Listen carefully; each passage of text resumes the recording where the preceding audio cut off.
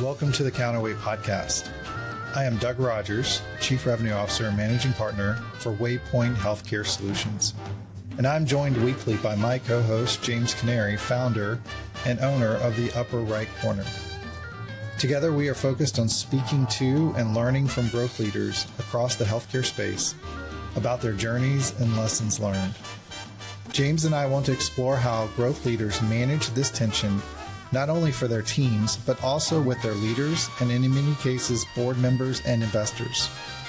We will discuss with our guests the career journey they have been on, key influences that helped them put them into the position they are today.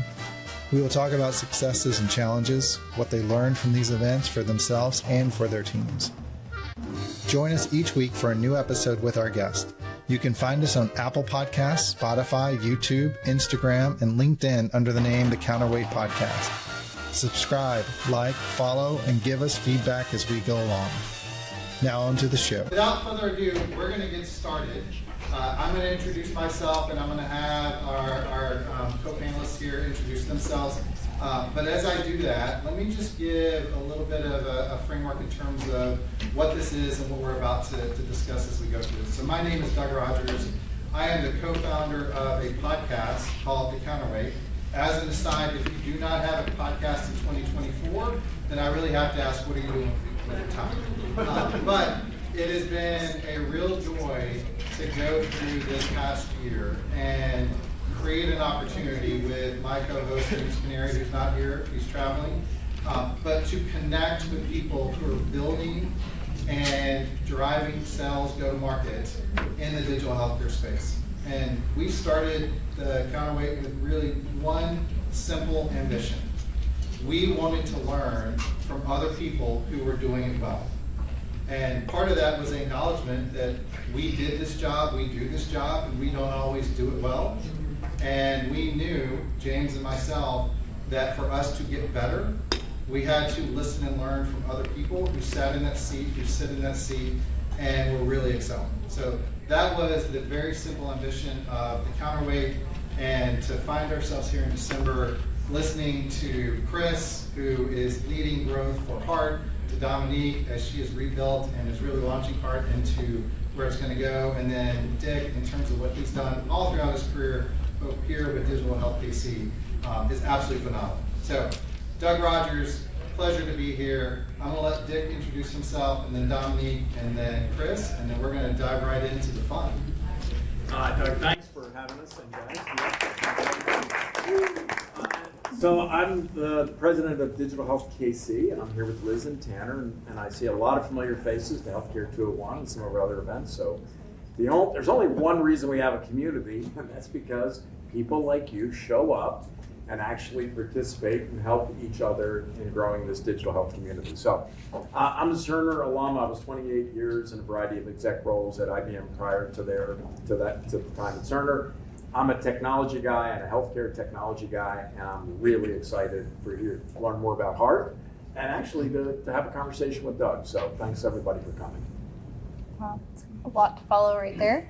Hi everybody, Dominique here. Nice to see you all. I've got some familiar faces here too, so we'll try not to be too repetitive today.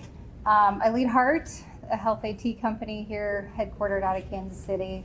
I do come from a long line of healthcare. I worked at Philips for quite a while before, and Intuitive Surgical, so some interesting companies, a lot of acquisitions, a lot of high growth spaces, and it's fun to be here. I've come to learn anytime you follow Dick on stage with the microphone, there's a lot to follow. That was an introduction.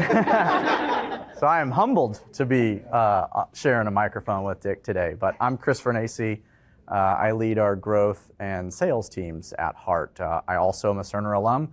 I'm sure there's plenty. I know a couple of familiar faces in here. I spent about 16 years at Cerner in various capacities and officially joined Hart in May. So I would say welcome to the Counterweight. I would also make a plug. If you had not listened, you can go re-listen. Chris is our first repeat guest. And I would like to tell you he did a phenomenal job the first time around. He did. But really the question is he going to answer the questions better the second time around? So with that being said, I'm going to turn over to Dick. Yeah, so one of the things that's interesting for us is both to help the companies here in town grow, and also to attract companies into the region so that we can really expose them to the ecosystem that is Kansas City, and we believe our superpower is talent. And so, Dominique, you had the opportunity to think about where to relocate this company. So, but as a kind of an origin story, how did you find Hart? How did Hart find you? And what did you find when you got there? Yeah, getting engaged with Hart actually started a little differently maybe than some intros. An old colleague of mine from Phillips actually was part of the MBA program. He was doing a technology evaluation for a number of portcos for our private equity firm. And they got in and they'd been doing a tech eval for about 6 months and said, this all looks great, but I don't know anything about healthcare. And so they called me and said, hey, could you look at this? Can you find out? Because they didn't really have any contacts in healthcare. And so I said, sure, why not? I was at Intuitive Surgical at the time. You make time for things. So I made time and started calling You folks. thought this was going to be just a little project. Like, I don't know, Yeah. this is interesting. So I called folks that I knew from Phillips where I spent time launching health AT products and said, hey, if you had a solution like this, do you think it's still market relevant? Do you think that this is still an unmet need? And every single one of them said yes. And this is like from Deloitte and McKesson and all sorts of different areas. I thought, this is strange. How has somebody not solved this yet? So I did that kind of just really light surface research and ended up joining the board and starting to engage with the leadership at the time to kind of learn more about what they've been doing and the business and their background. And well, they made And you know what? change. We probably should have let you define what Hart does. Sure, Maybe yeah. we should have started there. I know there's a bunch of people that are probably familiar with the company, but Yeah. maybe you could also weave in a little bit. I feel like this is Chris's question. Well, okay. but- Well, I mean, just setting the stage. Setting the so stage. people know. So yes, Hart is a health AT company. It has lived a bunch of lives over 12 years, but the very core of what Hart does is we basically store, extract, move, transform all sorts of healthcare data that comes in all forms, goes all sorts of places. We continuously expand our product portfolio even now, but when we peeled back all the layers once we got started, we said this is what the core of what we do. We're just healthcare data movers, more or less. Primarily our clients are like health systems. I think we find a lot of value there because they tend to have a lot of different kinds of systems, a lot of different kinds of facilities where they need to aggregate and make their data more useful and accessible. I just would ask for a moment for the crowd, probably hard to capture in the camera, but raise your hand if you had on your bingo card that moving data in healthcare from point A to point B would be a mission critical and almost unserviced market in today's world, in 2024. Still a problem. Yeah, I mean, so yeah, I would say 1 out of 3 people probably had their hat saying, yep, that's a problem. I mean, Dominique, is it fair to say most people would just expect that's a thing that's been solved, but it hasn't? Yeah, I think people have a view on it. We actually talked about this not too long ago about like regulations and, there's a lot of work that's been done on this for many, many years, and yet it's still totally unsolved. Somebody asked me this morning, how do regulations play a factor? Will that help solve this? And I said, well, they're certainly helping. They're standardizing things, but let's say we solve it and we have a standard language to do this. Who's going to do it? Then you have the other problem, which is you have understaffed IT teams and all sorts of hospital constraints in terms of resources and, gosh, physician clinics. We find that to be a huge challenge. So even if the Holy Grail happens and we get a standard common language, just the one, there's still a whole host of other things to solve. So I think it really is a surprising sort of layer of depth to how many ways Okay, we so solve. when we last left you, you had joined the board of directors. Right. Yeah, so I joined the board of directors to really get engaged with the leadership team, which I think was a bit eye-opening at the time. I think, you get small companies and they can get easily distracted. And The one thing I'll say about the co-founders is they did a great job setting out and building something really special. I think the challenge in small businesses is just staying focused because you're trying to sell and you sell what you can, right? And so it's easy to get distracted in small businesses. And that's where they were. They were like just distracted, right? They had been selling to a new client who was maybe not as favorable to the rest of their business, and they'd just gotten really disorganized. And at the time, they hadn't been growing quite at the rate that the expectation of a private equity firm would have. As you can all imagine, if anybody in the room has worked with a private equity firm, they've got like a playbook, they have certain expectations. And they'd been 7 years almost owned by a private equity firm and hadn't risen to those expectations. So I was invited to lead the team and make some changes, and here we are. And here we are in Kansas City. Thank you. Kansas City. So Dick, I do want to come back to a moment because you asked a question, and I want to bring us back to that after I asked Chris this about how we got to Kansas City, because I knew Hart in a former life, and they were not in Kansas City, much to my chagrin, and so I consider it serendipitous that we found ourselves with a company now building here in the metro area. But Chris, I had not actually heard Dominique's, if you will, origin story. So the journey that you took to get to Hart, I'd like you to talk a little bit about how you came here. And there's one thing you talked about that just really seems very connected, Dominique, to your story, which is I heard you talk about doing these channel checks, validating, is this a thing? Why is it important? Is it really going to do what I think it is?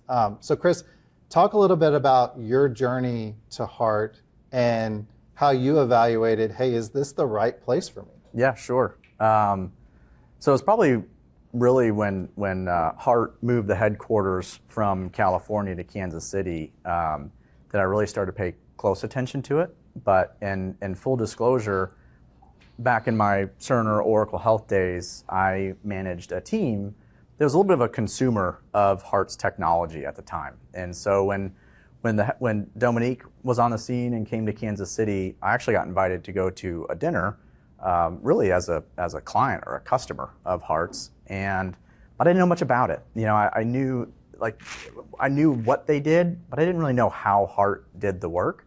And so it was really at that dinner that I started to understand what was unique and special about Hart. And then coincidentally, Dominique was looking for somebody to go lead the growth strategies and sales team at Hart. So that also piqued my interest. Fast forward a couple of months, and Dominique and I talked several times. Then it was conference season. It was Vive, HIMSS. And the great thing about this community is there's so many Cerner alumni in this community. The way that I tested the viability of Hart for myself is I called a lot of my friends that were former Cerner leaders of some sort. Many of them still live here. But I always say, like, you throw a dart at a dartboard of health tech companies, there's probably a Cerner alumni there. And I think really a great testament to the culture that we had is 100% of those people took my phone call. And some of them were close enough that I had their phone number. Some others were, I had to hit them up on LinkedIn. And I said, hey, when you're at Vive or HIMSS, go check out this company called Hart and let me know what you think. And in full disclosure, like if it checks out to you, there's a great chance I may go work there. And again, 100% of those people, I probably sent, 20, 30 people to the Hart booth. And so the marketing team at Hart, So they thought this was really yeah, That's right. the marketing team, that was their best friend overnight.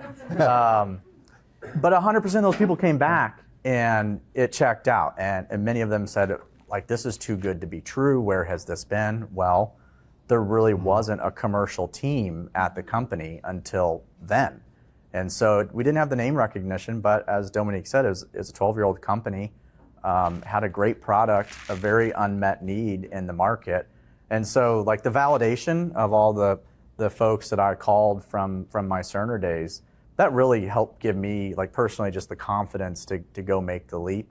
It validated what I saw as potential in the company, and to hear that from, frankly, leaders and people that I kind of put on a pedestal higher than myself, really was the nudge that I needed to take the leap. Yeah, I love, I actually love the commonality between both of your stories of doing these intentional channel checks. And I would offer up to the audience, both here in the room and as people listen to this, whether you're on one side of the table hiring for somebody, or you're on the other side of the table looking to be hired by someone, do that playbook. There is nothing better than finding your own network to validate, ascertain, et cetera, whether or not this company, this role is the best choice for you. And I've stolen some of that. And when I listened to Chris tell that the first time. So great proof point. Well, it was a twofer, right? Because then as soon as I landed, then I had already started the sales conversation with potential clients and partners. So which was the plan. You had it part of the grand mapped plan. out. I want to go back, and I'll start with you, Chris. But you made an observation, Dominique, that as you joined Hart, Hart had a private equity investment for several years, and that investment, those investors, their expectations and/or the lack of performance led to a change. Chris, during your tenure, you've spent most of your career at Cerner, is that right? So That's publicly correct. traded.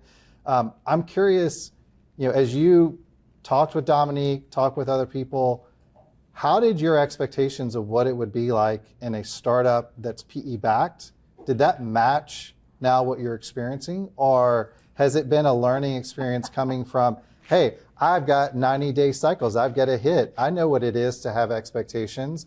It's going to be exactly the same thing when I go to this company. Yeah, I would say, Dominique and I didn't meet just once, we met several times. And so I feel like I had a pretty clear expectation of what things would be like at Hart. There are some things I think, again, going back to the culture of Cerner, even as a Fortune 500 publicly traded company, there was an entrepreneurial spirit. And I, pardon my language, but the get shit done attitude, I think, was part of the DNA. Oh, it's a podcast. Yeah. Okay. Yeah. I actually have to mark not for kids when I publish. Put a rating on it now. But it was like, it was probably one of the tougher criticisms I felt coming from our board is, the view was, hey, you're this big corporate person. So can you survive in an environment where you don't have a team to get shit done for you? And so that was something that I had to really contemplate. And I do think the culture that we had made that transition a little bit easier. And I also spent a lot of time in sales and relationship roles. And so the pressure to hit numbers was also just inherently part of my DNA. And so that wasn't a big surprise. Now, what I will say I hadn't really thought about is we don't live on 90-day cycles in a small business. We live on 30-day cycles in a small business. And if one of our lead investors calls, even though we might have had a board meeting 30 days ago, if he calls me in 2 weeks, he wants to know what deals did we close? How are we going to finish from a revenue perspective? Because it's one thing to have quarterly earnings calls and report those out to Wall Street, and there's a stock price tied to it, and all that matters. But in the small business environment, if you don't hit your numbers, you don't make payroll. And so I'd say the pressure to deliver isn't, for me, it's not any more or any less. But I would say it's maybe more impactful to me to know that what I'm impacting is making payroll. Do we get our annual bonus? Those things. It feels a lot more controllable. And so I'd say from that perspective, I was a little bit surprised, but it's a good thing. Doug, what I would observe working with private equity, and who's got private equity experience here, just to see which folks. Okay, so they've gotten a bad name in healthcare, not for this kind of investment, but for some of the games that have been played, particularly on the provider side, or finding those squeaky ways to get increased payment or to take people out of network. There has been some bad behavior, but what these men and women do who run private equity is they just run these businesses and they set expectations and expect you to meet them. And if you were the investor and you had your money in it, you are cheering the whole way saying, that's right. And as entrepreneurs that we've worked with the last few years, you're living that same world. What I've been amazed at is there isn't this big gap in the management system between startup early stage, private equity backed, and frankly, investor owned in public capital markets. It's make your numbers, take care of your clients, grow your business, do good things for healthcare. And I think if you follow those things, I don't care what the ownership model is, that's the path to success. Yeah, I would echo that wholeheartedly. I think it's a interesting space that we are, because in our competitive set, there's so many small businesses. Our largest competitor has about 500 employees. So comparably, like it's just it's a large market, but there's a ton of small companies. And so it's an interesting challenge because you've got a lot of people who are really, like, we're all kind of lumped together in this growth phase. And it makes for a really tough environment, right? Because no one's really that stable where, you know, they've got tens of millions of dollars going into R&D every year. You're not in these big corporate environments. You're just a tiny piece of this really big puzzle. And private equity does have certain expectations, actually, and it's not unreasonable. You know, half the time you set them. That's exactly Maybe right. that's the problem. Yeah, so that it is interesting, but they do have a playbook, right? And you know, they want to make things profitable, and if they see that things aren't progressing in that way, they will make the necessary changes. They're benign to it. They're just like, hey, we're running a business. That's absolutely what they're there for. And when you come into it, or as a founder, if you have a sale to private equity, I think you kind of know what you're getting yourself into generally. But you bring up a good point, kind of the negative sentiment of private equity. That as I think about it, that was something I was a little bit worried about coming into the space, partially because in my prior role, I supported the for-profit provider organizations, some of which were private equity backed, and I would say I probably worked with more bad than good in that space, and so I had a bit of a muscle memory to it. But because of those relationships that I have with clients, I knew some folks in private equity health tech, and so I called a couple of smaller health tech companies that were private equity backed to get feedback. And one piece of feedback I got that really stuck with me is, in private equity, bigger's not necessarily better. You know, what you're looking for is, you know, you want to be part of the leadership team. Leadership team typically means you get a bigger tranche of equity.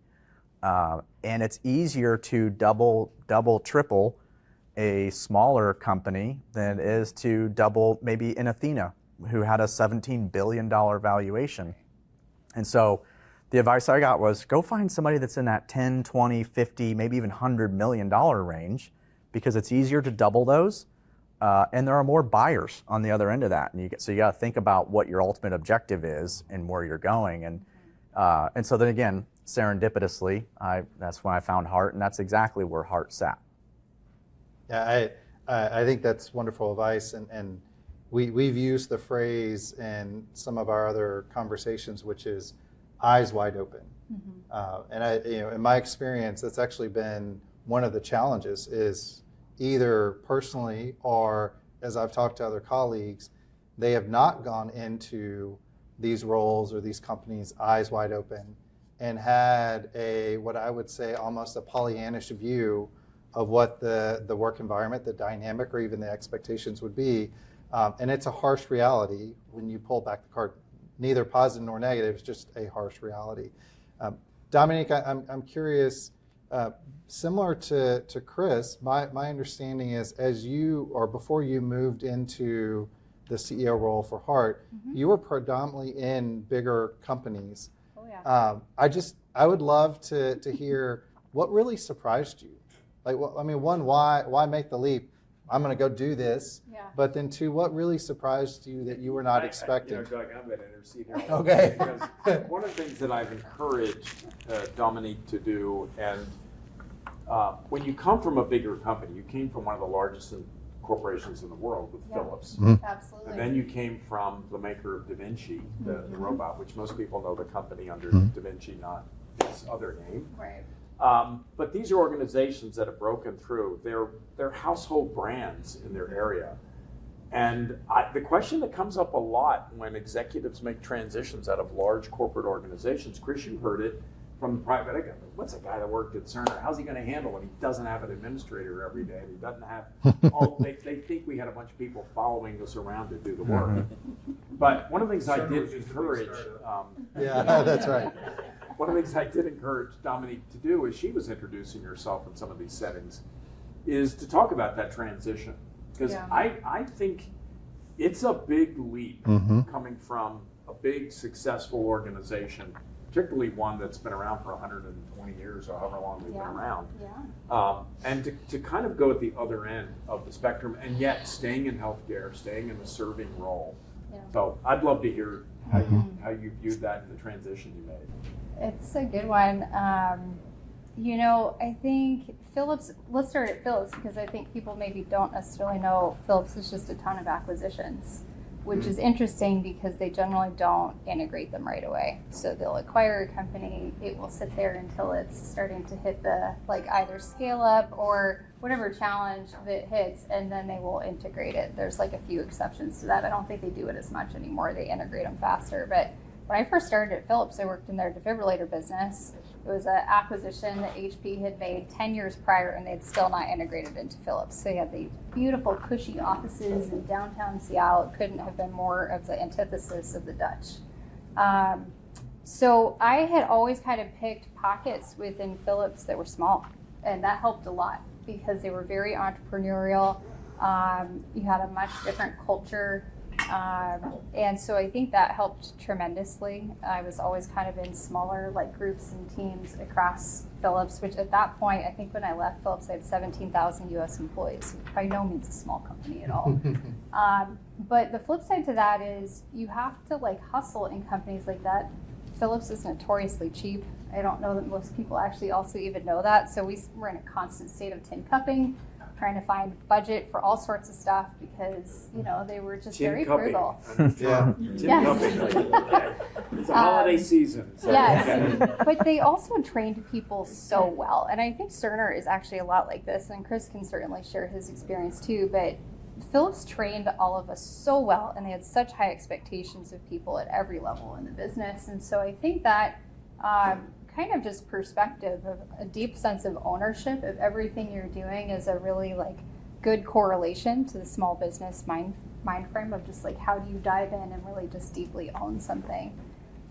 So that helped for years, right? I was at Philips for 12 years, so I definitely dove in all sorts of ways that you would just never imagine. And I got to see a lot because I was in all sorts of different businesses. I moved about every 3 years when I was at Philips to a new role in some capacity or another, so it was a great sense of exposure. And then I went to Da Vinci, to your point. Nobody knows Intuitive. They know Da Vinci.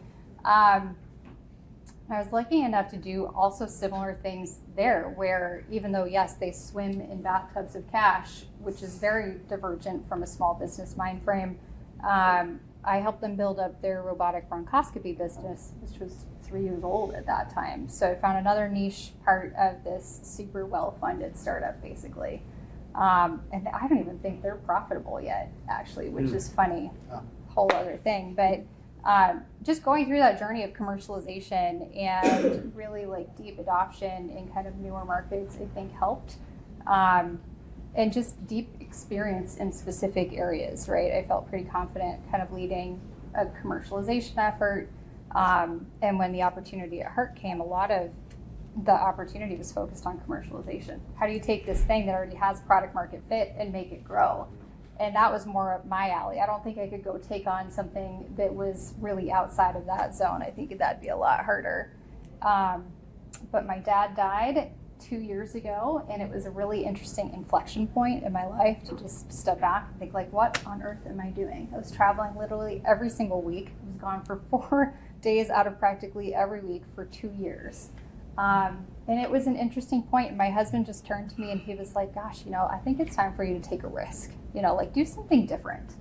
And I'd already been in discussions with the Hart team and the private equity team for a couple of months. And I was like, why not? Let's do it. What have I got to lose, right? And I think I was just really lucky to be at that point in my life where I was open to more risk and had years and years of experience to take forward with me. And just also like correlated experience, right? Of working in small teams, working in small groups and trying to influence big things. And here we are. Well, here we are. One of the reasons I do like you to tell that story a bit is a lot of times folks that work in big companies don't think they can make that transition. Yeah.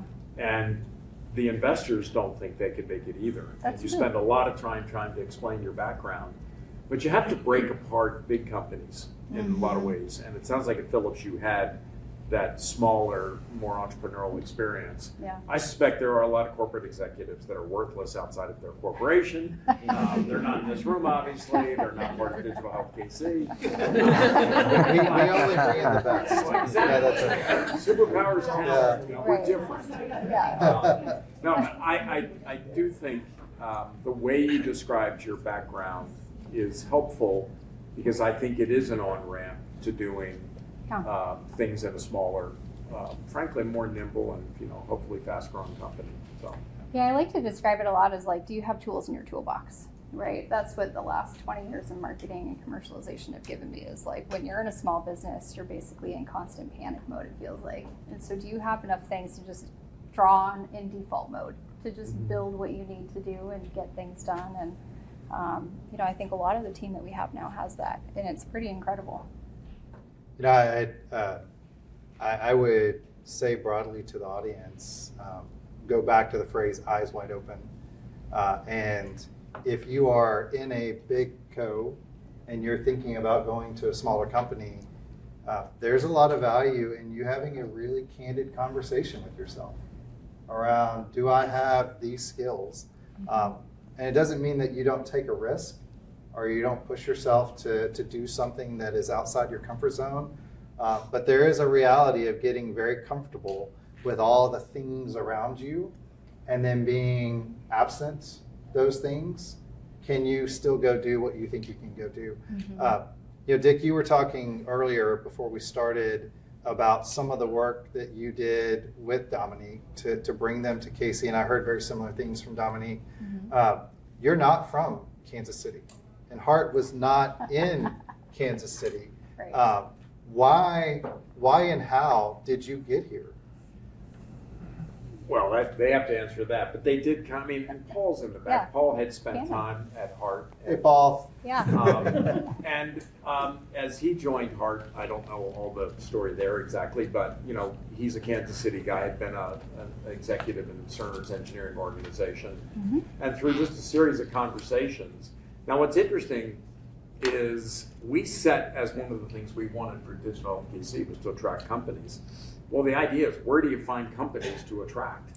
So we go to conventions, we work with Kansas City Area Development Corporation, and we actually proud. We're like selling Kansas City to other companies, to other countries.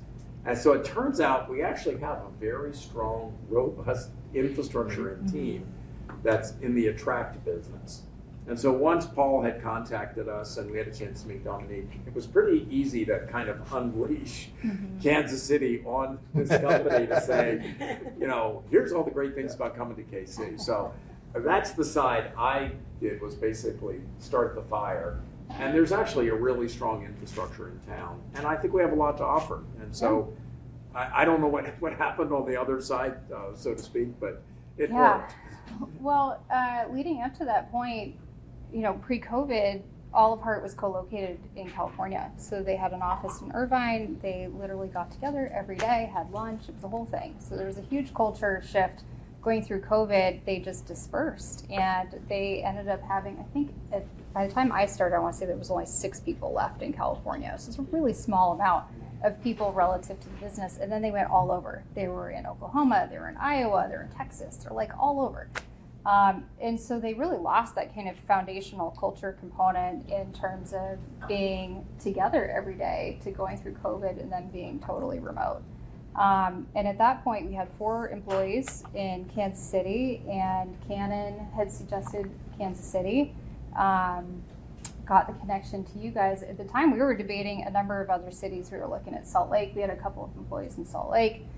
So we're kind of looking all over at different central places to try and figure it out. And at the end of the day, we kind of came back to, we have a number of partners here in Kansas City. Oracle had been a longtime client for 6+ years that we hadn't really even taken care of. And then we had NetSmart, and they were just emerging as a partner of ours. So there was a big draw to be closer to our clients and really make a difference here. And we already had a concentration, which was pretty unique. And so it just made a lot of sense. And then, yeah, we got connected into KCADC as well, and they made a huge difference. They still do, actually, which is incredible. I was just telling Chris, like, man, they're the gift that keeps on giving. This is awesome. I mean, that's actually part of you guys being here today, and part of some of the social media presence is, see, most, like corporate attraction is things like the Panasonic battery plant, right? 4,000 employees, billions of dollars of investment. And that's what everybody thinks corporate attraction is. Well, those are actually pretty rare events, and they're costly to attract companies to do it. And what they also want to work on is attracting Hart, and they want to help the companies that are here grow. Because the ecosystem is only attractive if you're not like the one company that's in Kansas City. You want to be part of something bigger, and it's talent, it's, it's cost of capital or cost of locating here. And so there was a whole bigger picture that they're trying to do. And since Hart, fits the profile really nicely, growth company, it's in one of the target markets of health IT, and it's coming from California, even though that it was only partially in California. It's a great story. Untangling from California is way more complicated than I expected, for sure. But it was necessary, right? Talent is a huge piece of that. You touched on that a couple times so far, and Chris being a testament to that. We have 11 employees here now in Kansas City since February. That's tremendous. Yeah, I would not be here. It was important to me actually, in whatever my second act would be. Like, I knew I wanted to stay in health tech because I really enjoy that, and I really want to stay in Kansas City. I'm also I like to go to the office. During COVID, when everybody had to work from home, in June of 2020, Cerner started calling back in critical personnel that had to be in the office really to do their job effectively. And in all honesty, like, I didn't need to do my job in the office. Oh, come on, Chris, you're critical. Yeah. We all know you're critical. Mentally, I needed to be in the office. And so I started going back to the office in June of 2020 because I just liked the routine, get up, put on the uniform, work is here, home is here. So it was important, my next act, I really wanted to find something in Kansas City. Well, there's limited options. So that's why it was really kind of miraculous that Hart moved here. The environment is interesting. Over Thanksgiving dinner table in the past week, I described Kansas City. I'm like, it's almost like if you work in the finance industry and you live in New York. I feel like that's kind of what's happening for the health tech industry in Kansas City. And so we've, like whether I'm at Hart for 16 years like I was at Cerner, there's many other companies. And so it's fun. Like I'm having a great time, and the environment is a big part of that for sure. Well, and I would say, Dick, once again, a ton of credit goes to what Digital Health KC is doing to reestablish and strengthen these bonds. I mean, my heart is just, no pun intended. Pun intended. There you go. H-A-R-T, yes. Is just warm seeing this group, this crowd in a room together and thinking about the journey that this community has been on through all of these discussions. So it's fantastic to see. Chris, I want to go back for a moment and a little bit about this delineation transition, if you will, from big co to small co.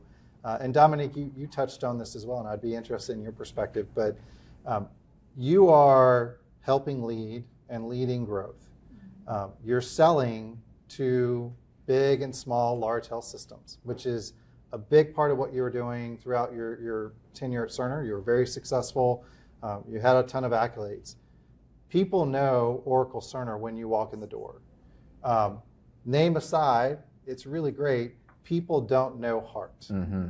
What is the go-to-market motion like?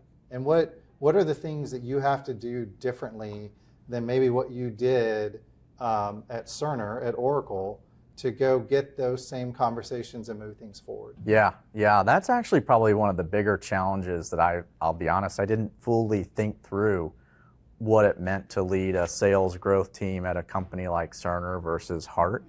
At Cerner, we were very fortunate, one of the big names in the industry, and so we were kind of like that fish at the bottom of the ocean of, eventually somebody's going to swim over to you. That's not the case at Hart, and so I'd say it's exponentially harder.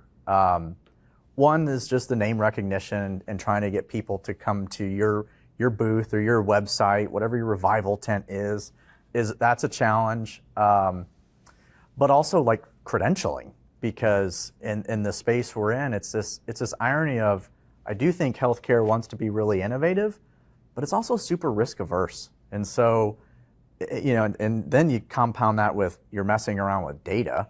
They're just, inherently provider organizations and partners, they kind of get very guarded when a name shows up that they've never heard of before. And so usually the way I kind of lead into the conversation is really I'll credential myself. And it feels a little bit cheesy to do it, but I say, hey, I worked at Cerner for 16 years, because right away you get the name recognition and, okay, here's a person that understands the healthcare IT landscape. And then I will usually then follow it with, and I get it, organizations like you, I think in the first podcast we did, I referenced Kaiser. I met some Kaiser executives at a conference, and I said, I get it. Usually you don't work with a company that you haven't heard of before. Mm-hmm. So once you kind of get those things out of the way, now they realize, oh, this is somebody who understands this. And many times I'll tell my journey of how I thoroughly tested the feasibility of Hart before I went and staked my own livelihood and my family's livelihood on it. And really kind of just be vulnerable, be transparent.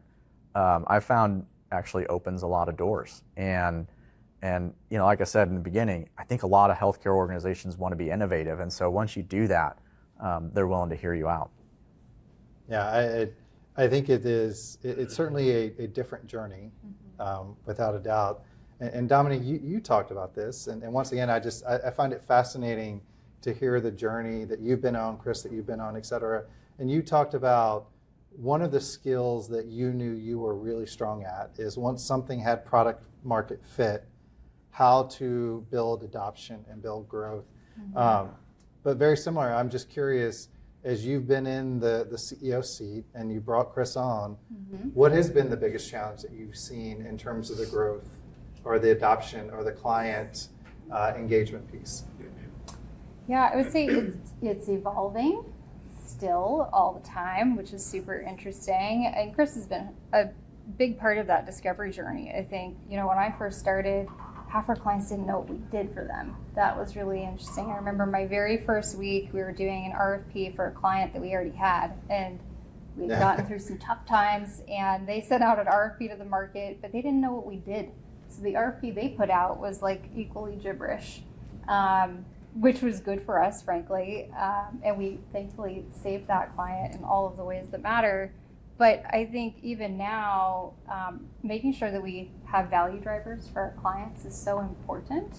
So we went through this kind of whole discovery process of like, what is it that we do? How do we add value for you? How do you want to buy it? What does that look like? What kind of contracts? All those things. So that was actually way longer than I expected. Just from meeting clients and then talking with prospective clients. I think that journey took longer than I expected, but it's gone much faster now, right? We've got 4 salespeople, and so obviously the feedback cycle is much faster and iterative, which is awesome. But that journey just of commercialization, of understanding our value, how we drove that, what we needed to sell, how we needed to sell it so that clients found, a great experience and then wanted to continue buying. I swear, I think we sold 2 or 3 things earlier this year where they're like, I don't actually think you can do this, but it's not that much money. So fine, let's do this, right? And I'm like slightly embarrassed, but then we actually did it. And then they're like, oh, okay, this is great. Thank you. So it's just getting through all of that, right? That takes time, so much time, way more than you expect also. But I think having a really close partnership with sales and just kind of working through that together, getting hyper-focused on where you're selling, how you're selling it, is a huge, important thing to driving that momentum forward. And we don't sit on things long. No. Yeah. That's the other difference. There's not a lot of contemplation. It's like, here's what I think we should do. Let's just go do that. And then daily, we're kind of measuring, is it working? And it's not going to be an overnight, bam, you see these great results. Do you see a leading indicator that you're going to get to good results? And if we don't, we move quickly to do something different, which to me is very different than Big Co. You contemplate decisions for a year before you go try things. We get in a room and it's like, it might be 12 minutes and we'll decide to go do something. Yeah. I'd say too, with that process, we've done all sorts of things. Like we've revamped all of our contracts. That's one of the first things that you did, which is amazing. Just kind of going through and saying, okay, we don't want to negotiate this 3 times. So let's take it out of these 2 places and let's just do this one time, right? So being able to make really fast decisions has helped us kind of refine every section of our commercial process. And then that kind of iterative learning, we can put things in place that we didn't know before, right? So we've got a whole really functional marketing campaign now, which is incredible. Chris and the marketing team work together really closely to say, okay, these are the target markets. Here's how we're going to message them. This seems what's resonating. And then you get these instantaneous feedback loops of oh, they don't like that. They don't like that ad. Oh, they don't like how we said that. Oh my gosh, let's turn that off. Yeah, right? It's been really interesting because things like LinkedIn marketing, Right. we know very quickly, is a message resonating, just how many people are interacting. Yeah. And sometimes the message can be the same, but the picture of the person. It's different. And funny, this is, I think, really funny. Yeah. The picture that has resonated the best is it's a physician that's in pain. That's the one that the marketing team has found gets the biggest interaction. Not the happy doctors and nurses. Yeah. It's the one that looks like they're in pain. The one that the doctor can identify with. Yeah, what you're exactly. saying. Yes. Right. That's Yeah. right. Finding those things that people really, Yeah. can associate with themselves and kind of what they're facing has been really, really neat. But then you pair that with a sales team. We've got all of a sudden inbound leads and all sorts of stuff. And you're like, whoa, I didn't see that coming. And man, we had a journey to get there. But it's getting to that point that kind of moves beyond the brand challenges and the variety of stuff. Dick, I'm curious. You obviously led big teams at Cerner Co. Now you get a chance to sit on both sides of the table, help mentor, I have advise. a really big team now. Yeah, that's right. And I'm telling you, they're as good as any team I've worked with. There you go. Absolutely deserve a round of applause. There was a lot of wisdom that I just heard from Chris and Dominique, but I'd be curious, what advice would you give to people on the go-to-market side, or even founders that are kind of in that founder sales role, for how do you break in? And by the way, I'm going to make a plug, and I think, Tanner, this is recorded. One of the first sessions that Dick did with Digital Health KC was how to sell into healthcare, and broke down the different personas. So if you haven't seen it or you weren't there, go watch it. It is well worth your time. Oh, yeah. I'll get my check later. Well, part of what, let me just rip off that for a second. So one of the things I was trying to do early, so Michael Torno's here. Michael's back. Michael's a successful entrepreneur, was approaching an exit, and by the time we had him as our first speaker in Healthcare 201, things were well underway. I think the company had been sold by then. And we got a chance to hear kind of an entrepreneur's journey. That was what kicked off Healthcare 201. And we'd always thought that one of the challenges we saw with these early stage companies when we did our assessment in 23 was people had some great ideas, but they weren't clear on who actually was going to buy it. Mm-hmm. And the buyer was not the person that always had the money to pay for it. And the buyer and the payer wasn't often the user. And so what I tried to define was those 6 sides of a healthcare market. Not that everybody touches all 6, but the example we gave is we had a lot of people that thought they wanted to sell to employers because they wanted to get into the benefit mix. And we said, you're probably going to have to go through a broker because the broker is actually doing benefit design for that company. Oh, I thought I had to go to the payer. No, payers are really important, but your path into the payment side is the broker. And it turns out we have some of the biggest and best brokers in the country based here in Kansas City, and you'll see some programming next year that we're working on to understand the role brokers play and how to prepare your solution and sales into the broker community. That's an example of one of the things that we learned. Now, I think the start of anything, you hear this term thrown around, product market fit. If you don't have something that is an unmet need for, that solves a problem, an unmet need, you just have, pontification of great ideas. And one client does not a market make. And a pilot does not a market make. And worse yet, a pilot that you're not getting paid for that's right. does not a market make. And so I think healthcare, what happens is you get an enthusiastic early client and they grab a hold of you and then they see you as a custom development shop. This happens all the time in health IT. You have to break out of that, understand, is there a market? Is there more than one client? Is there a path to ongoing payment? And so what we're trying to do, and look, there's a lot of smart people in this room, a lot of folks that we've worked with on a day-to-day basis almost, is really trying to start, do you have something? And now I will put it is something that I put in here, which is, do you have a good heart? And I don't mean like heart. H-A-R-T. Yeah. Heart. And the reason is, look, guys, this is an industry that has so many pathways to doing good and some pathways to doing bad. So raising price, changing access, complicating people's lives. And can we all commit that when we build something, when we take something to market, it's to make lives better for everybody? I don't have any hope that the prices are going to come down. I just hope they don't go up, right? So this industry is very difficult to reform, but I look for companies that have, like what you did. You went and talked to a bunch of different clients. Do we have a market here or do we have a client here? And then if so, are you doing it for the right reasons and is it good for healthcare? Now, a lot of investors could care less about the second half of those comments. And they're not terrible people. They're just not into value judgments about whether it's a good or bad solution. I'm saying, hey, if you're coming to Kansas City and you want the help of Digital Health KC, you better don't try to screw with the system just to make money. And that's just an attitude we have. And it leads us into some good work we're doing on health equity and some of our plans in 25. But anyway, I'll just throw that out there. Yeah, no, thank you. I think that definitely words of wisdom. I would also add, and we heard this time and time again, Chris talked about it when we interviewed him the first time. Nearly every single guest has said this in one form or another, but to be successful, you constantly have to be a student. You constantly have to be learning new things. And I think that is incredibly more important when you're in a company like Hart, where you fail fast, you have to have agility, and I'm going to use a word that you have to have humility. You have to recognize, I don't know all these answers, and I may not know them until I learn them, but I got to learn them quickly because I've got to move on to the next thing. I'm going to make one exception. That would be Linda Van Horn. Yeah. Linda knows everything about her space. That's it. But So just a little commercial there. that's what we call a unicorn, in the nicest way possible. Yes.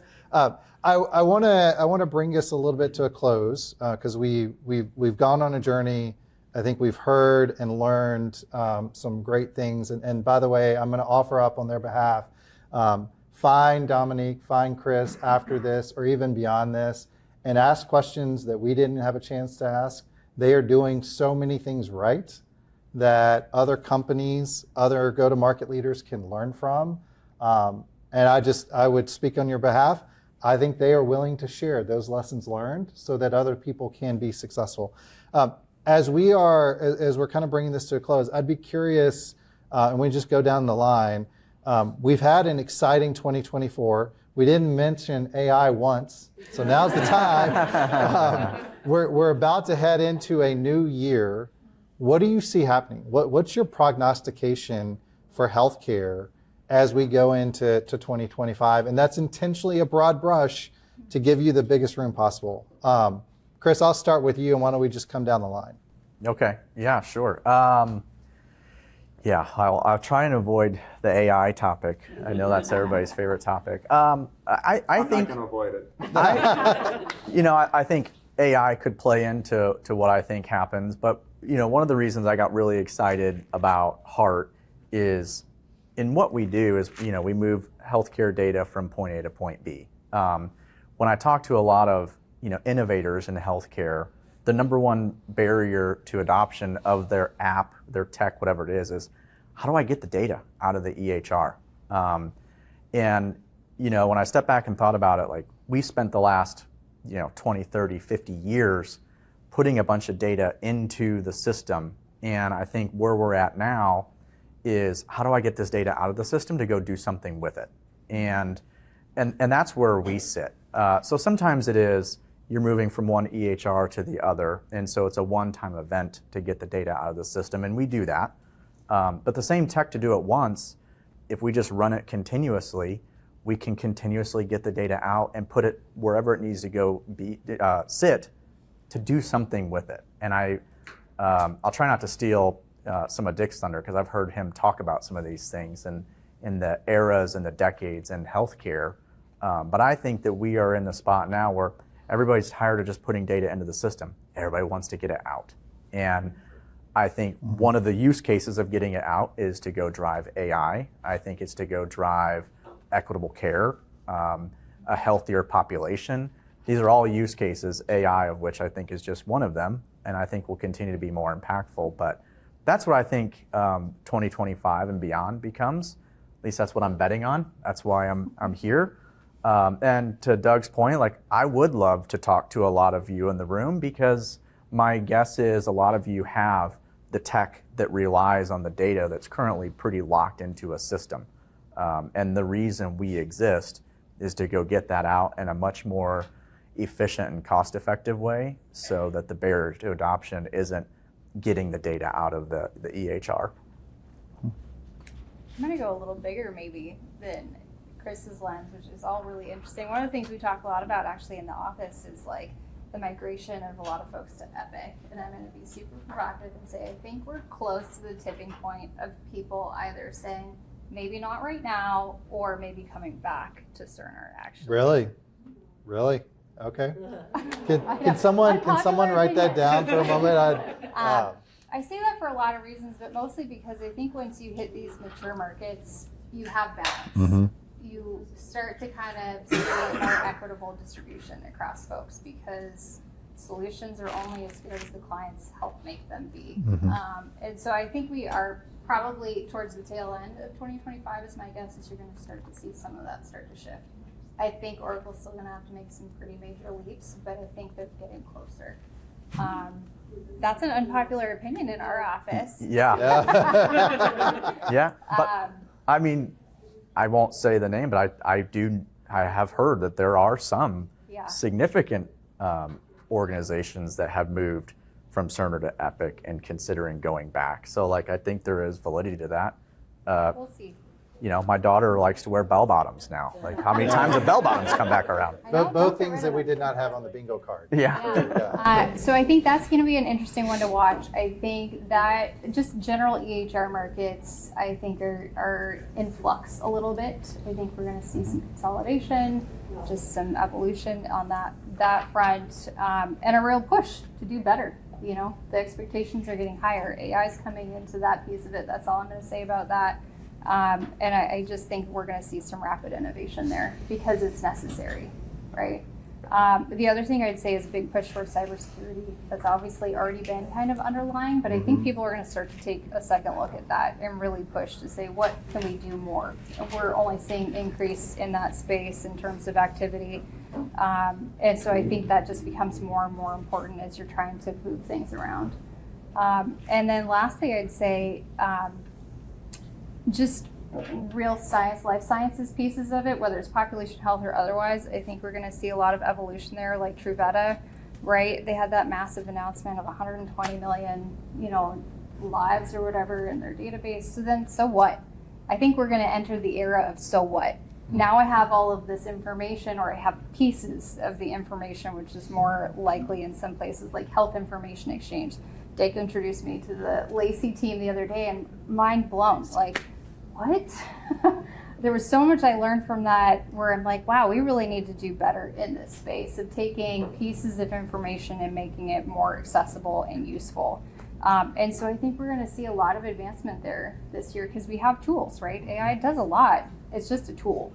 So how do we start putting more of these tools in place to really make things meaningful and do the so what side of things?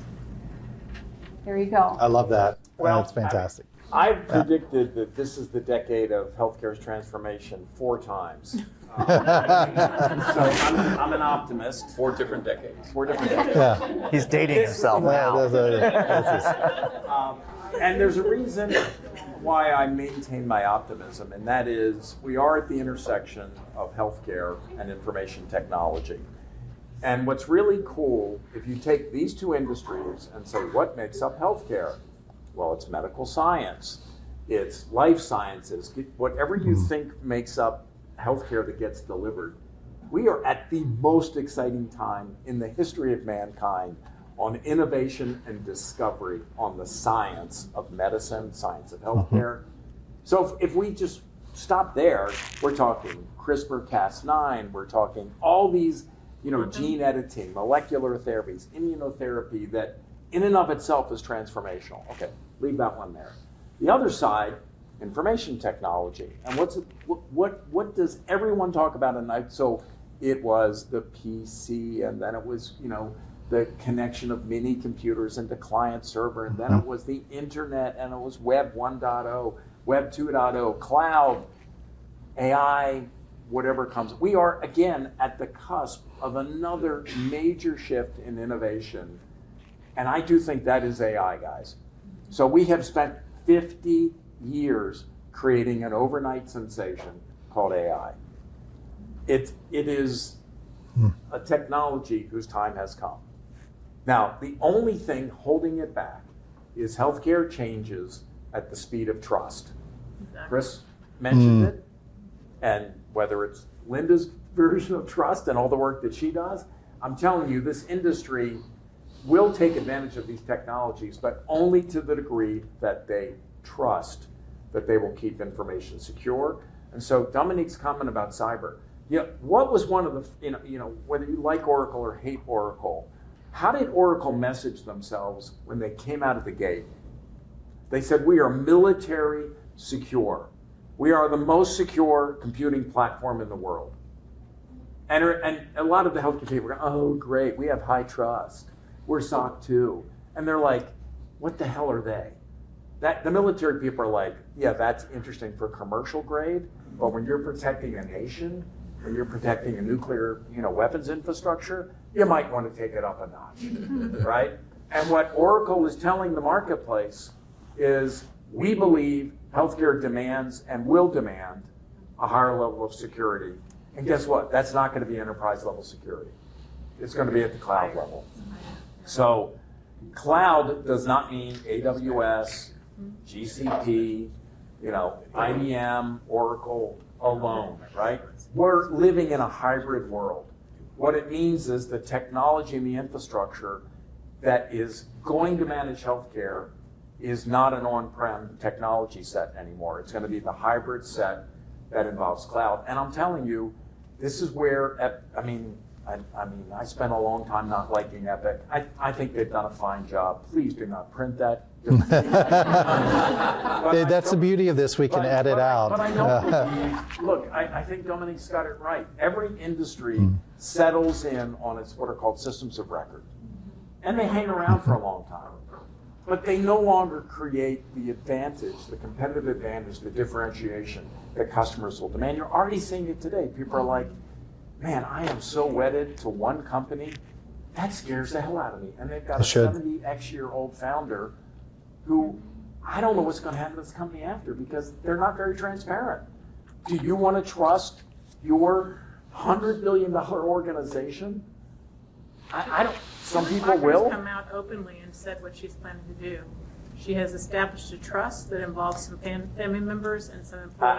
I get it. That's a business ownership. That's not an operational framework. Exactly. And Well, so this is not an anti-Epic pro Oracle. Look, Oracle has a huge footprint in Kansas City, and we want to support that. Yep. Just like we want to support, WellSky and NetSmart and Raise Health and Guardian and everybody else that's represented in this room, guys. And that's what we do. Because we want to see all of these bloom. Here's what's really interesting about the KC marketplace. We have at least one of every kind of company that you think about that's going to impact the healthcare landscape for health IT going forward. We have at least one. Name something. I can probably think of a company that's doing it. We've got Doug's over here. Doug's a published author on AI with Dr. Castro, and he's working on another book.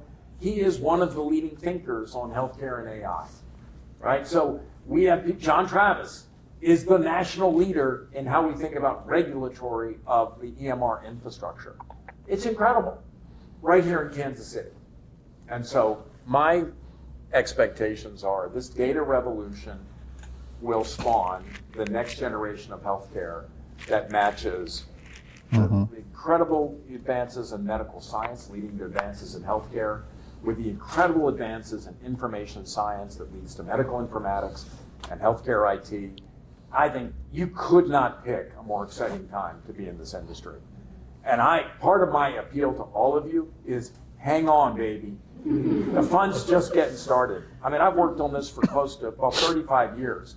And I'm feeling like people are like, why are you doing digital health KC? Because, damn, it's hard to walk away when the fun starts. I mean, doctors hate EMRs. Why? Because they're a burden. But guess what? If we hadn't put providers and payers and everybody through the hassle of building these information systems, these core systems, we'd have nothing to train AI on. And we didn't know it at the time, but it turns out that's the side benefit to this incredible next generations of technology called AI. And I think we will evolve, we will adopt at the speed of trust. And if we can maintain trust, I think we're in a great position to go change the world here in Kansas City and beyond. So that's my. Yeah, I think that's well said. And I'm not going to try to prognosticate on top of that. I think that's a foolhardy journey. What I will say in closing, and then we can open for just a couple of questions, and not to say your questions are preventing us from getting over to the bar, but they will be. I would add, if you will, to the thought process. In 5 short years, at a minimum, 1 out of 2 people in the United States will be in some type of value-based care arrangement. Artificial intelligence in healthcare would not have been possible without the Affordable Care Act and the Stimulus Act, which created meaningful use. And for all of the good and the bad, and we can have a separate discussion, meaningful use took us from roughly 20% adoption in hospitals to nearly 90% adoption. Now, there's pockets, behavioral health, outpatient, et cetera, that are still behind for a variety of reasons. But we would not be able to then talk about all these exciting things if we had not accelerated adoption as fast as we did. It creates a whole nother innovation ecosystem. And then this is going to be my one provocating thought. If you are building in healthcare and your kind of speaking track is, I'm going to increase access or decrease cost, but you're building a product where the benefits accrue to the system, the hospital, the physician practice, the payer, then you are telling yourself a lie. If you are not building where the benefits accrue to the consumer, and the consumer is empowered to unlock how they spend their dollars on healthcare, then the system will not change. The system will get more efficient and margins will go up. But if you want to really go break the system, go empower yourself to spend your dollars differently, and then go make the system bend around how those dollars flow. That's my one provocating statement. That's cool. We're going to leave it with that. We're going to leave it with that. Any questions? 2 questions. We'll take 1 or 2. You don't have to ask a question, but you can ask a question. And if you're scared to ask a question because it's recorded, we can edit it out. Any questions? All right. So you mentioned that security was an issue for privacy and security. I was wondering, when you go into a client, do they require you to do a lot of vetting, like proving that you have? So you have to go through that giant questionnaire that they have, that somebody looks at, and whatever. Yeah, Chris can attest this more than I can. He answers a lot of that stuff these days with the DevOps team. But yeah, I just think generally cybersecurity is going to become more and more prevalent in a sense. Like, I mean, change healthcare, right? I mean, hard stop. That's crazy. Yeah, that was actually very crazy. So I think in light of things like that, not to mention health systems and physician, like the impact is unbelievable. So it would be silly to not try and do more in the coming years. But for us, yes, absolutely. Yeah. We've gone through SOC 2 now twice, the Type 2, of course, the long audit period. That's its own journey. People have lots of thoughts in terms of high trust versus SOC versus all the things, Type 1, Type 2, whatever. We do all of the security questionnaires. The larger the organization, the larger the security questionnaire tends to be. Right. Another thing I started to notice, I never had to worry about our insurance coverage when I was at Bigco. Right. And then all of a sudden I have to worry about our insurance coverage. And this was learning, we had to increase our insurance policy. And I started noticing a pattern that many of the large provider organizations and some of the partners, they asked for $10 million in cybersecurity coverage. I think we had 3 or 5 whenever in May. Which comes at a cost to the business. Yeah, it's very expensive. Yeah. And finally, I don't know, about the third or fourth time I got asked for $10 million in coverage, and we had it by that time. I made a comment. It just seems like everybody always wants 10 million. Why is it? Well, apparently the national average for a cyber breach is somewhere in the ballpark of $10 million. So a lot of organizations are asking for proof of $10 million in coverage. Yes. So I got my start at Cerner after the military, and one thing that really surprised me was how good Cerner seemed to be at selling something before it actually existed. That's what we call vision. Right. As a person that's supposed to be implementing stuff that gets asked by clients, and you're like, I have no idea if this is real today or not. Are there any lessons? One is, would you guys agree that that's something that in areas that Cerner was good at? And are there any lessons for a smaller company for how to sell on something that maybe doesn't fully exist yet? Don't do it. Or use the trust to Or tell them what you're doing. stay in the conversation until it does become more real? Yeah. Why don't you start with Cerner? I can That was. I had clients that would tell me when I was at Cerner, I love your vision, I hate your execution. Yeah. I think part of that was the Cerner DNA. I also feel like a little bit of that is just the nature of the industry, because health IT is so immature compared to a lot of other industries. Like in the time meaningful use was passed, you could walk into McDonald's and your order was placed on a computer.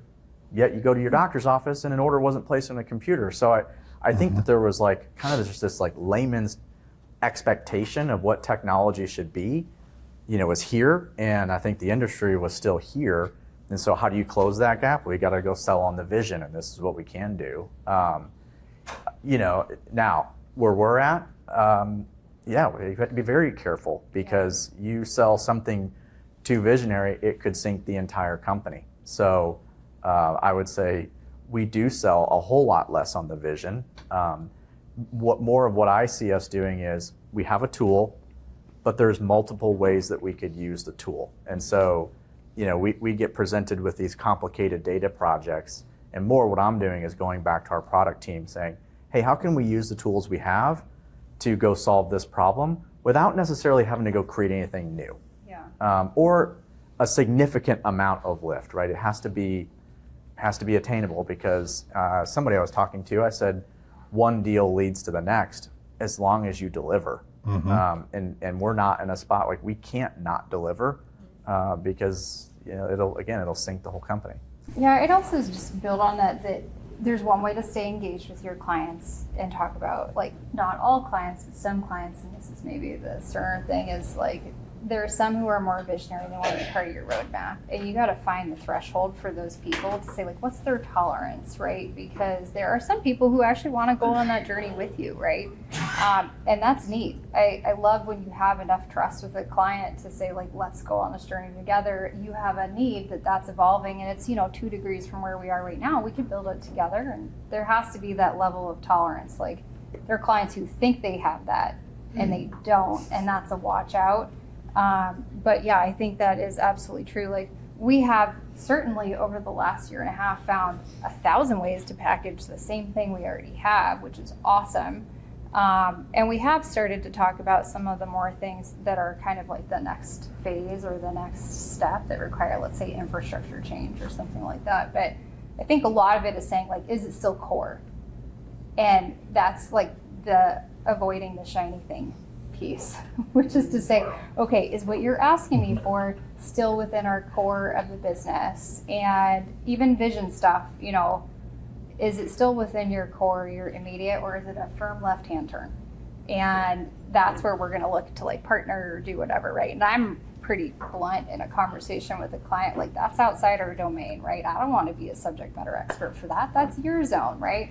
We've done this, but this is as far as we're going to take that. That's your opportunity to bring that to the table. I'm sure Dick has thouts on that too. Well, Clients. maybe we'll add, Yeah. and Yes. we're at the end of our program, but Ben, your question, like, just, it really gets my emotions flowing, and I'm glad I just settle myself down. First of all, you should never apologize for having a vision. Yeah. Because if people are investing in a company, they really just don't want a product. They want a relationship, and they want to see that product grow and improve as conditions in the market changes. So I think companies that last are companies that have long-term view of the marketplace. And it's not just for selling. Mm-hmm. I mean, if you're picking a partner, you want to know where I have this whole principles of partnership that I talk through. And the first one is, we see the industry changing in similar ways. Mm-hmm. 2, we see a role for IT in solving those problems. And if you can't match those 2 up, you're not going to be a client. You're not going to have a great relationship with your vendor or your company. And so, 1, don't ever apologize for having a vision. There's always a tension between what the implementation people see, what the product people built, and what the salespeople say they have. Mm-hmm. I mean, that is good tension. Right? It's boring as hell if you're like, well, we just made another widget and it looks exactly like this, and it's always going to look like this, and it's always going to be packaged and priced the same. That's great if healthcare never changes. Now, Cerner, guilty as charged. I would say Cerner. But I tell you, I watched Neil Patterson, and I knew sometime today I'd invoke Neil. Neil, the founder and longtime CEO of Cerner, he heard that exact complaint from a client. Like, Neil, I love your vision, man, but, you just don't deliver. He goes, Flanagan, where's my goddamn, roadmap? Beep. And we showed, like, placemat. He goes, I challenge anybody in this industry to look at that roadmap and say I haven't delivered. Now, our appetite is way too big, and we never found stuff that we didn't want to at least consider. But you at least know what the story's going to look like. This is the picture of Cerner in 10 years. You on board or not? And I will put my roadmap up against, and at the end of us, like, yeah, you go, Neil, right? I was excited for him because we get our butts kicked all the time on that. But if you're down in the trenches trying to make this stuff work, and you're like, what did the salesperson tell you? Right? The experience theater was always interesting. That's right. But, look, that's a big company with 100 different products. And 10 or 12, 15, depending on the time, acquired products that went into that as well. Mm-hmm. There's always going to be a little bit of a mismatch. And I don't think we have to defend certain or other companies. I think the takeaway is, number 1, don't apologize for having a vision. That's important. Don't apologize for having a roadmap. But I think when Chris or Dick or anybody is out there telling the story, it's about setting expectations. And I would think Cerner would be guilty of not always setting correct expectations. And most of our companies aren't facing those problems yet, because the link between market, product, sales, product manager, CEO is pretty darn short. They talked about it. Yeah. And Very so short. I don't think that's as big a problem in small companies. I think it's a huge problem as companies get big, because there's just natural disconnects, and it's frankly harder. It's really hard to run a big company. It's really hard to run a small company. It's really hard to get to be a big company. Yeah. So I think, look, I think all of these are challenges. And I think what Dominique's been able to do to date, which is to transition from a really big company to big, well-known company to small company that wants to become big. And I think that's the challenge for all of us, is to help these companies, whether they're consulting firms like Right Triangle, who's represented here and did a great program for us a couple of months ago. I think everybody's trying to get bigger, trying to serve healthcare, and I think doing it honorably and doing it with a reasonably close connection between product sales and implementation is a good thing. And the problem it's solving. Right? Yeah, that's right. As we bring this to a close, I want to say a heartfelt thank you to Dominique, to Chris, to Hart, not just for making the time, but participating and being frank and candid in your conversation and your experiences shared. Thank you. Really appreciate it. Dick, Liz, Tanner, thank you again for allowing this to happen, for helping make it happen, and giving space for this type of conversation. And I will say on behalf of Counterweight, it's been an absolute joy to go through this dialogue. So on behalf of the Counterweight, thank you. Great episode. Appreciate it. Y'all have a great afternoon.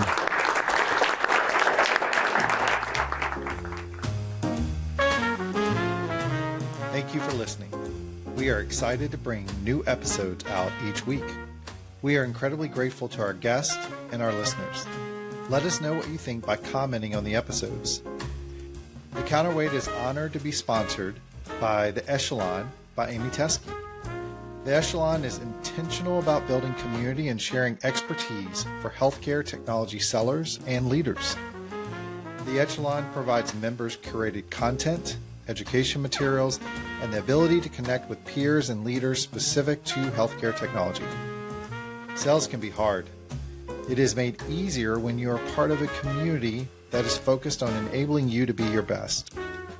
Take an opportunity to invest in yourself. Join the Echelon, use the code Counterweight, and gain the ability to participate for the first 30 days at no cost. Thank you to Amy Teskey and the Echelon for your sponsorship. We are also proudly sponsored by the Upper Right Corner, which provides advice on strategic growth, including growth assessments and strategy, go-to-network planning, sales leadership, team coaching, and fractional leadership roles. For more, visit theupperrightcorner.com. Lastly, we are proud to be sponsored by Waypoint Healthcare Solutions. Waypoint Healthcare is a focused consulting organization helping health systems, providers, and organizations develop and implement patient engagement strategies. Waypoint HCS provides strategic consulting and patient engagement technology guidance and selection. Waypoint also helps support implementations and ongoing program management. For more, visit Waypoint HCS's LinkedIn page or waypointhcs.com. Thank you to our guests and our listeners. As always, you can find us on Apple Podcasts, Spotify, YouTube, Instagram, and LinkedIn. Subscribe, like, and follow, and we look forward to joining you again next Wednesday for another episode of The Counterweight.